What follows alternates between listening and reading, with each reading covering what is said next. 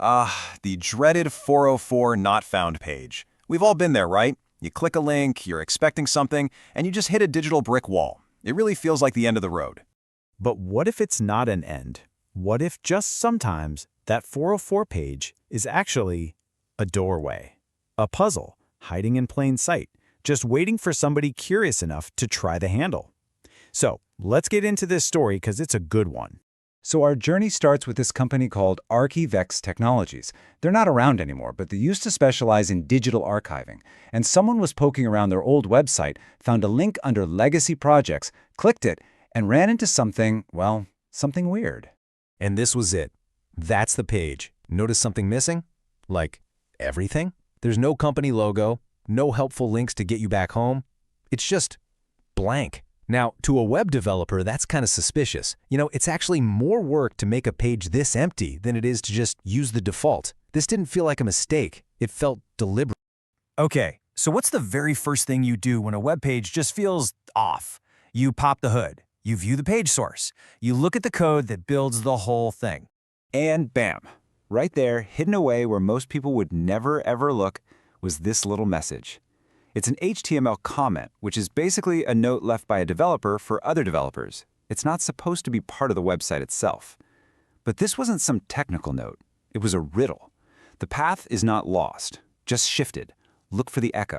Now that word echo, that's the key to this whole thing. See, in the world of web programming, especially with a language like PHP, echo isn't just a sound, it's a command. It's a specific instruction that tells the server to display something on the screen. For a developer, finding that word in a riddle like this, no way that's a coincidence.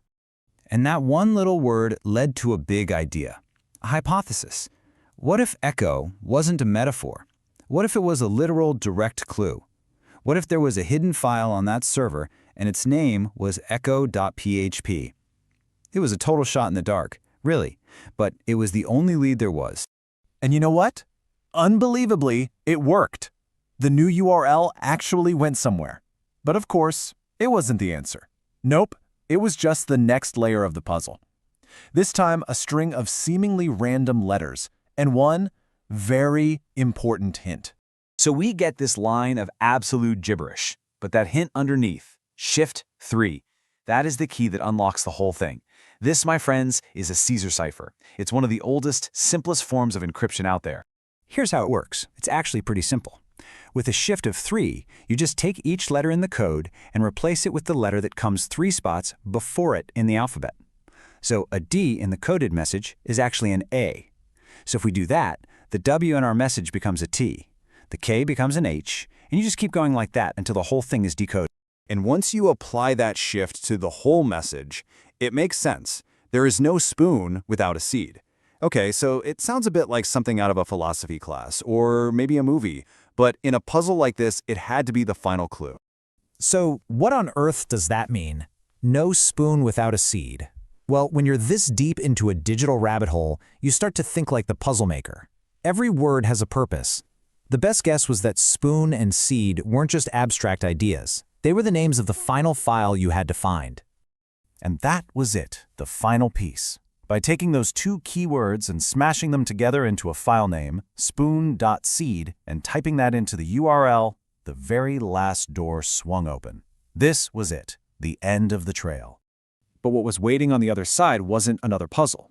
It wasn't a game. It was something else. Something way more human. It was just a simple, clean page with this one powerful sentence at its center. The whole point of the journey was to lead to a story.